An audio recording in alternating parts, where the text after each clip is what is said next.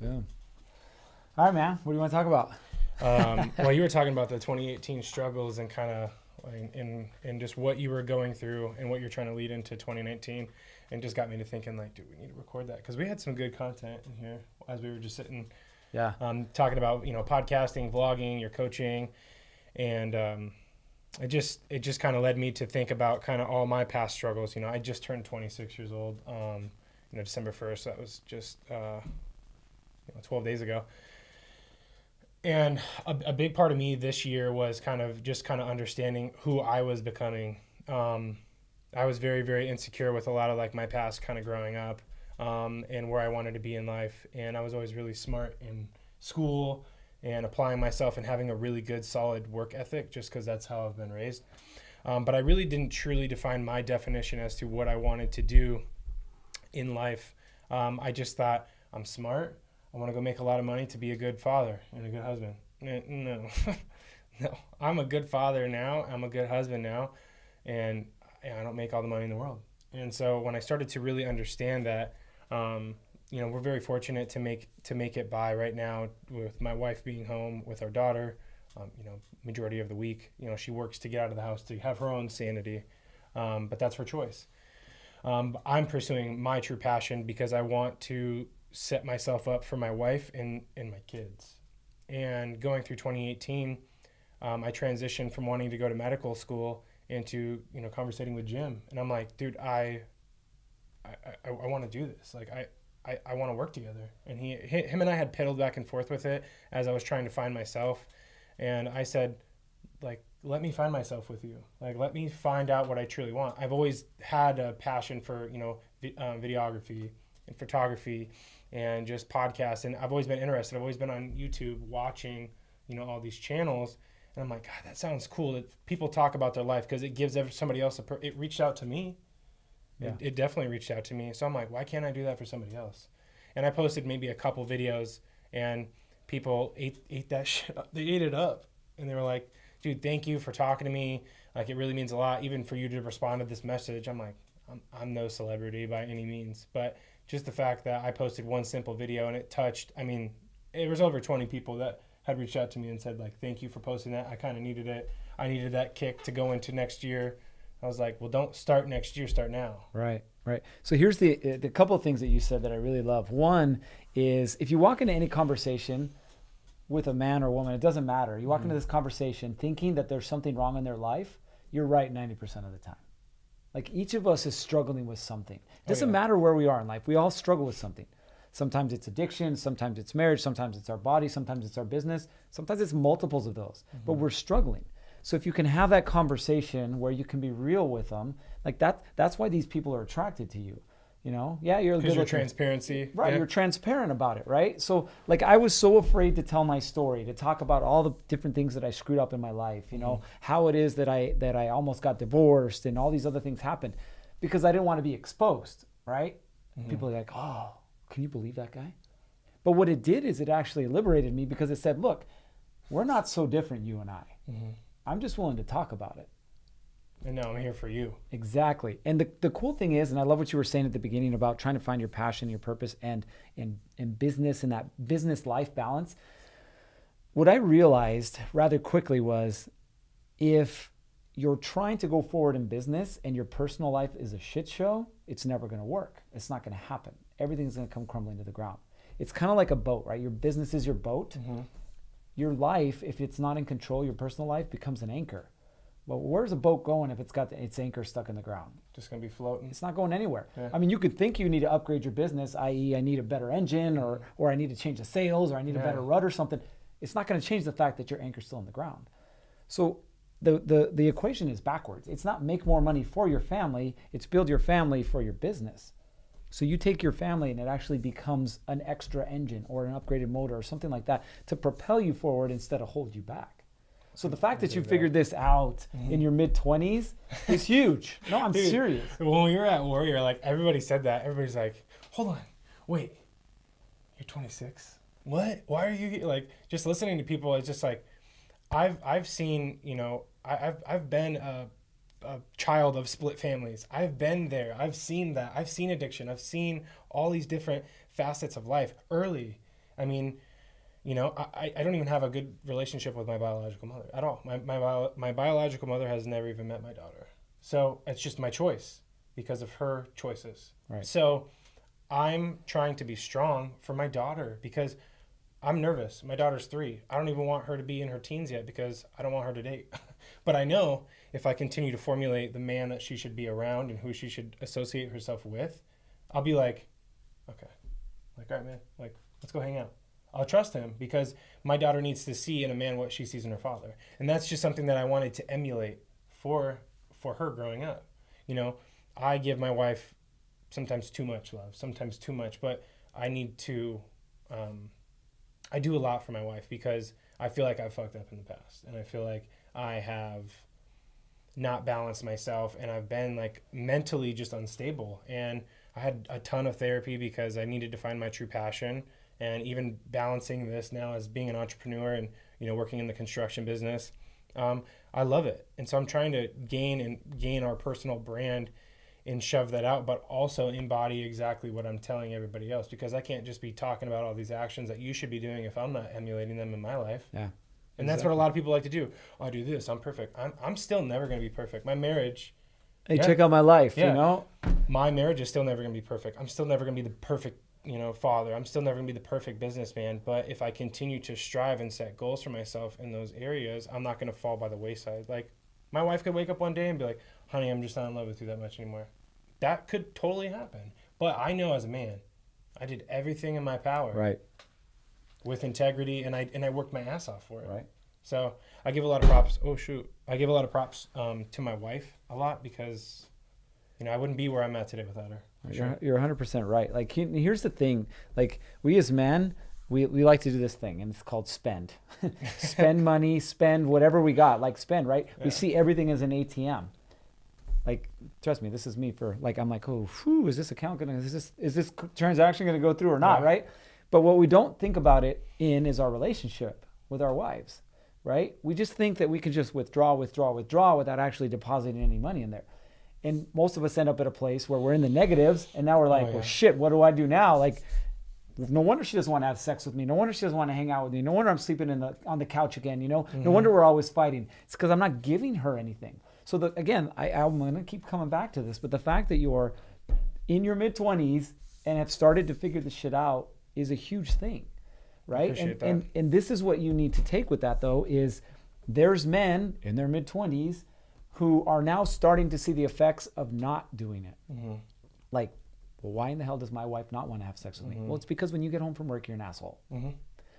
I've been there, done that. Yeah, so I, on the other hand, spent 15 years of marriage fucking it all up, sedating with alcohol, with prescription drugs, with porn, cheating on my wife. Like, I did all that stuff way on this other side because I couldn't figure it out before, And so now what do I have to do? I got a shit ton of deposits to make. Yeah. But again, like you were saying, there is no perfection. You're 100% right. There is only progress. Mm-hmm. And every single day, it's about, Jim talks about this, 1% better, 1%, getting a little better, a little better every day. Progression. Right. Yeah. And I talk about this concept of win the daily war. What happened yesterday doesn't matter today. It really doesn't matter. Because today, guess what? You got to get up and you got to work on yourself. You got to get up. You got to love your wife. You got to get up. You got to go make money. So every single day you have to win that war. But how is it that you prep yourself to win that war, right? What process are you using? Because most days you're probably like me. You're like, it's 4:00 in the morning. What the hell am I doing? Yeah. I want to go sleep some more, right? Yeah. So you got to put a process or a system in place to find your why. Exactly. So there's a motivating factor behind it, which is your why. But what are you doing in the morning to work on your body? What are you doing in the morning to connect with God? What are you doing in the morning to make sure that you appreciate your wife and your children? And then ultimately that all builds into your business. Mm-hmm. And that's why I wanted to talk about some of these things too, and really just share my knowledge too of growing up. Like, I wanted to be as transparent as possible. I went through all these stages, and I'll continue to be real and raw with it, but I'm not gonna lie to you. Like, everybody would perceive, and I posted about this a little bit ago. Like, everybody's perception on social media. Oh my God, he's buying, or he's building custom homes, and look at his wife, and look at himself. Like, he's portraying all this happy. Like hold on. Like, look at my story. Mm-hmm. And I posted about that. I said, I would not be where I am today without my wife. Mm-hmm. I would not be here today without my daughter. And my family has been very supportive with me too. But the people who are there in the morning and at the night, those two. Yep. And love it, dude. I seriously would not be where I'm at today without her. And I continue to work really fucking hard to be the best I can be. And her parents have been married for like 33 plus years. I believe that's the number. But they've never been apart. And, you know, I love to see that. So she gets that side of marriage and she's like, I'm not going to give up on you. And I love that. I soak that all up because I'm like, I'm going to continue to work hard. And like, I got out of Warrior and I called her. I was like, babe, I came in here like with the business mentality. And after one day, like it broke me down. Like there's been times where I come home from work and I'm stressed out. I got a lot on my mind. Right. And I'd be like, baby girl, like Avery, I don't want to play right now. I'm sorry. Can we just play later? And sometimes I'll be a little snappy with it. And then that hit me at home. I was like, you motherfucker, what are you doing? Yep. So it hurt me. And I got off the phone. I was like, babe, you know, am I doing anything wrong? She's like, whoa, honey. I love you. You do just fine. There's times, but you do just fine. And I'm like, but I want to be better. I want to continue. So now I'm just conscious of that. Like I get home and I'm like, if I'm going to get angry at something, that's silly because all she wants you to do is play with her cash register and come over here and buy some ice cream. Yep. You know, go play with her. Even if she says it 5 different times, I don't care. So taking that new perspective is, as a young individual, I just feel like it's going to give me success in my own personal mentality in my head. My relationship with my wife, my relationship with my kids. And then as that continues to grow, you know, the money in business is going to follow that because I'm emulating all those things that you 100%. should be, you know, being honest, being transparent, and telling people the way it is. Like, hey, look, this is what it's going to cost you. Not like going down the line like, oh, I'm going to have to change up the cost on you because I kind of want to. Like some business owners are like that. Right. And that's not how we do business. How you live your personal life is eventually how you're going to run your business. Like if you're trying to cut corners and cheat the system in your personal life, guess what's going to happen in your business? You're going to cheat yourself in business. Exactly. The exact same thing. So, I mean, you're 100% right. Like we try and as men sometimes like we focus on our failures and where it's not working. And we don't take time to just say, you know what? Am I where I want to be? No, I'm not. But I'm not in a bad place either. Like my wife tells me she loves me. I'm not sleeping on the couch. Yeah. My daughter wants to play with me when I get home. Yeah. Like sometimes it takes a second to just appreciate where it is that you're at, right? Agreed. 100%. And Jim, I love Jim because you've hiked Camelback with him. And I love the analogy of like you're climbing the mountain, you got weight, it's heavy, but you get there and you get this feeling of I did it. Yeah. But then you look off in the horizon, you realize there's another mountain. So take the time to appreciate the mountain, but realize the struggles and the successes. And especially like you said too, like you said right now, like I talk to my wife, I have a good relationship. I'm not sleeping on the couch. You know, there's intimacy there. You know, those things as you're going to go, no marriage is going to be like, oh my gosh, wow, we're just going to continue to go up from here. There's so much ups and downs and it's a roller coaster of emotions. You're going to have so many rocky ass mountains, but there may be some mountains that have a steep gradual incline. There might be some that you're like, oh shit, I got to rock climb up this thing. Like it's going to be really difficult for me.